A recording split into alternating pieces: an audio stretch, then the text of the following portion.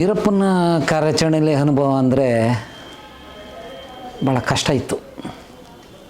ಅಂದರೆ ನಾವು ಯಾಕೆ ಹೋಗಿ ಸಿಕ್ಕಾಕೊಂಡು ನಾವು ಬದುಕ್ತೀವ. ಅದು ವೀರಪ್ಪನೂರ್ಲೆ ಮಾದೇಶ್ವರನ ಬೆಟ್ಟ ರೇಂಜು ಅಂದರೆ 3 ಸೆಕ್ಷನು. ಒಂದು ಗೋಪಿನಾಥ ಸೆಕ್ಷನು, ಒಂದು ಮಾದೇಶ್ವರ ಸೆಕ್ಷನು, ಒಂದು ಪೊನ್ನಾಚಿ 3 ಸೆಕ್ಷನು.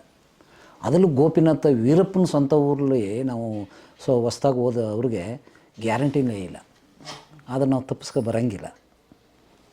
ಭಾಳ ಕಷ್ಟದಲ್ಲಿ ಡ್ಯೂಟಿ ಮಾಡಿದ್ವು. ಎಲ್ಲ ಆಫೀಸರ್ಗಳೂ ಬಂದು ಬರೆದಿದ್ದ ಆಫೀಸರ್ಗಳೇ ಇಲ್ಲ, ಬರೆದಿದ್ದ ಪೊಲೀಸ್ ಅಧಿಕಾರಿಗಳೇ ಇಲ್ಲ, ಬರೆದಿದ್ದ ಜೀಪ್ಗಳೇ ಇಲ್ಲ. ಈ ಗಡಿನಾಡಿನಲ್ಲಿ ವಾರ್ ನಡೀತದಲ್ಲ, ಒಂದೊಂದು ಸರಿ ಏನೋ ಒಂದು ಸಣ್ಣ ವಿಷಯ ಗೊತ್ತಾಗೋದ್ರೂ 30-40 ಜೀಪ್ ಬಂದ್ಬಿಡೋದು. ನಾನು ಕೂತ್ಕೊಂಡು ಯೋಚನೆ ಮಾಡ್ತಿದ್ದೆ, ಏನಪ್ಪ ಇವೊಬ್ಬ ಯಾತಕ್ಕೂ ಬೇಡ್ದವ, ಇವನ ಊರಿಗೆ ಇಷ್ಟು ಜೀಪ್ ಬರ್ತದಲ್ರಿ, ಏನು ಧೂಳು. ಅದು ಈಗ ತಾರ್ ರೋಡ್ ಆಗಿದೆ, ಅದೆಲ್ಲ ಮಣ್ಣು ರೋಡು. ಜಿಯೋ ಅಂತ ಬಂದ್ಬಿಡೋದು 40 ಜೀಪು ಬಂದ್ಬಿಟ್ಟು ತಮಿಳ್ನಾಡಿನಿಂದ ವೀರಪ್ಪ ಇಲ್ಲಿಗೆ ಬಂದಿದ್ದಂತೆ ಅಂತ ಹೇಳೋದು. ಹೌದಾ ಅನ್ನೋದು. ಈಗ ನನಗೆ ನಾನು ಯೋಚನೆ ಮಾಡೋದು, ವೀರಪ್ಪ ಏನು ಕುರುಡ್ನ ಯಾಕೆ ಇಷ್ಟು ಜೀಪ್ ತಕ್ಕ ಓಡಾಡಬೇಕು?